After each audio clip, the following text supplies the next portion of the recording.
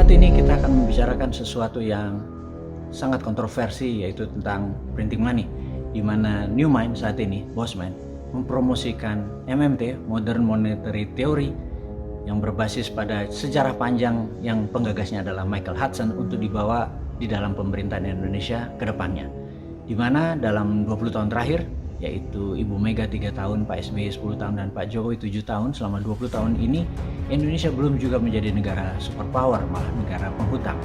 Itu karena tidak menggunakan konsep Modern Monetary Theory.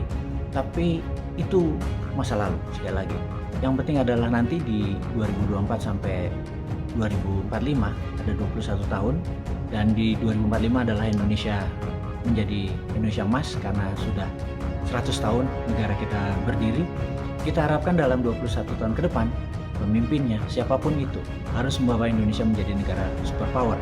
Dan kita percaya selama konsep bernegaranya seperti genre 3 presiden terakhir, kita atau saya secara pribadi menganggap tidak akan mungkin Indonesia menjadi negara superpower.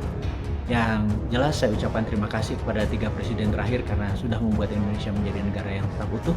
Itu adalah sebuah prestasi, utuh aja prestasi. Nah, kedepannya kita lebih dari utuh. Kita ingin negara kita sehat, berdaulat, dan pastinya negara Indonesia harus menjadi negara superpower. Sekali lagi, harus menjadi negara superpower karena Indonesia memang ditakdirkan menjadi global player.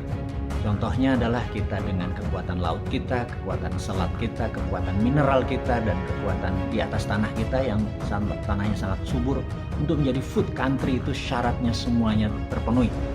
Tetapi saat ini 3 presiden terakhir tidak pernah memanfaatkan selat tadi, tidak pernah memanfaatkan kekuatan maritim tadi, tidak pernah memanfaatkan kekuatan mineral sebagai deterrent faktor atau faktor pengentar, dan juga tidak membuat negara ini surplus pangan untuk menjadi food country, tapi kita masih impor termasuk pupuknya. Tapi sudahlah, kita nggak usah berpikir apa yang sudah mereka lakukan. Toh mereka sekali lagi adalah presiden yang dipilih oleh rakyat, dan tugas kita ke depan adalah bagaimana kita membuat lebih baik. Tetap mereka adalah senior kita, dan kita tetap harus menghargai siapapun mereka itu yang telah membuat negara ini utuh. Itu luar biasa. Kembali ke masalah printing money. Banyak sekali orang yang memaki Bosman, bilang goblok, bilang sontoloyo, bilang stupid, bilang fuck, bahkan kita dengan mengatakan bahwa kalau printing money dilakukan di Indonesia, Indonesia akan hyperinflation dan pemerintah sekarang akan kolaps. Maka kalimat itu saya anggap tidak salah. Benar, kalau kita saat ini lakukan printing money, Indonesia pasti akan kolaps. Karena prinsipnya dari inflasi, sahabat semua, sekedar mengingatkan, inflasi itu terjadi kalau jumlah uang beredar lebih banyak dari jumlah produksi. Sekali lagi, inflasi itu terjadi kalau uang beredar lebih banyak dari jumlah produksi. Dan saat ini kalau di printing money, uang beredarnya pasti lebih banyak dari tingkat produksi, karena jangan-jangan produksi Indonesia saat ini terburuk dalam beberapa pemerintahan terakhir. Ya, ada masalah karena COVID, masalah PPKM, dan strategi kesehatan lainnya. Tapi yang jelas, kalau di printing money sekarang, saya setuju akan inflasi. Tetapi ke depan kita harus punya grand plan seperti negara-negara yang pernah sukses dengan printing money. Misalnya kita mulai dari Jerman Barat. Jerman di tahun 1918, Jerman adalah negara kalah perang dunia pertama, dan dia harus menanggung biaya perang. Apa yang terjadi? Jerman dimiskinkan dari 2 sisi. Jermannya sudah terpuruk, dan kemudian Jermannya harus menanggung biaya perang. Kita lompat sebentar dari 1918 ke 1933 atau 15 tahun kemudian, Jerman mulai melakukan invasi. Mereka mulai menyerang negara-negara di sebelahnya, dan di 1938 atau 20 tahun setelah mereka kalah perang dunia pertama, mereka menaklukkan Eropa. Nah, singkat cerita adalah bagaimana caranya negara tersebut dari negara yang terpuruk rata tanah tersebut bisa menjadi negara superpower dalam waktu 15 tahun. Apakah mereka dari neraca perdagangan? Mereka dagangnya plus, kemudian impornya sedikit. Boro-boro mereka bisa produksi untuk ekspor. Yang mereka lakukan adalah printing money Deutschmark terhadap mesin perang. Itu yang dilakukan kencang sekali.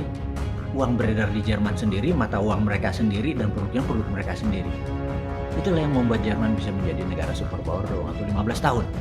Dan kita lompat kemudian ke tahun 1933 sampai 1956, tapi yang jelas dari 33 sampai 36 FDR, Franklin Delano Roosevelt atau FDR, mempunyai New Deal. New Deal adalah strategi Amerika membangun infrastruktur jalanan. Ada 11 dari utara ke selatan, ada 15 dari timur ke barat, untuk mempromosikan atau untuk menstimulus industri-industri mesin dan industri mobil.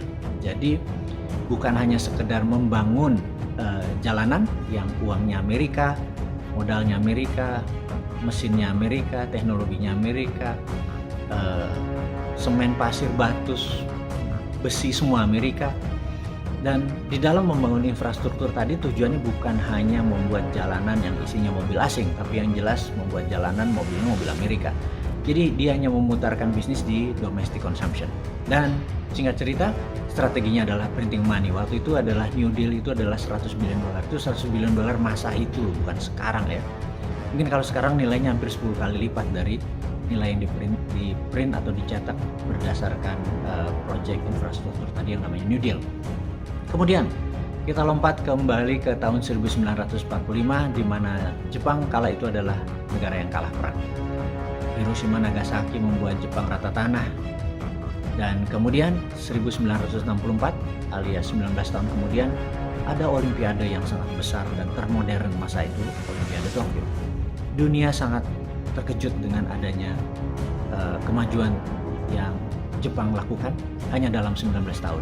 Pertanyaannya, apakah dalam 19 tahun itu pakai neraca perdagangan, pakai surplusnya perdagangan, baru dia membangun Jepang? Ya tidaklah. Shinkansen, rel kereta api, kereta cepat, itu underlay-nya dari printing money-nya yen. Dan nilai yang membuat Jepang menjadi negara superpower juga kembali dalam waktu hanya 20 tahun. Kemudian kita lompat lagi di 1989, Deng Xiaoping memutuskan dengan dua currency, dengan dua standar keuangan, dengan dua standar perekonomian, yang yuan berbasis dolar, yang renminbi berbasis project. Dan inilah yang dalam 20 tahun kemudian, yaitu sekitar 2008 pada saat Olimpiade Beijing, dunia shock melihat negara tersebut menjadi negara superpower, tumbuh dengan sangat cepat.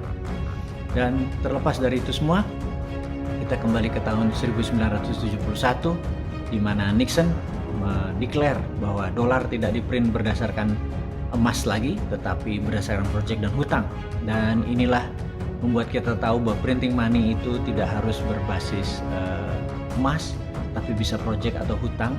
Dikonfirm dengan Hudson Institute yang penggagasnya adalah Michael Hudson sebagai penasihat dari Nixon.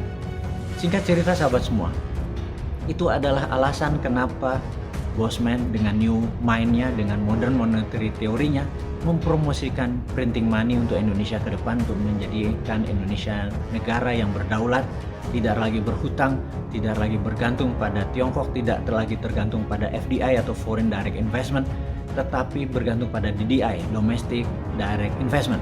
Sahabat semua, semoga penjelasan yang singkat ini bisa memahami bahwa printing money tidak akan menyebabkan inflasi kalau ada produksi yang menjamin sebagai underlay-nya, dan produksi kita adalah Indonesia menjadi negara superpower di 2045, 100 tahun Indonesia merdeka atau 21 tahun setelah 2024, dan strategi itu adalah satu-satunya printing money yang diusulkan oleh kaum New Mind.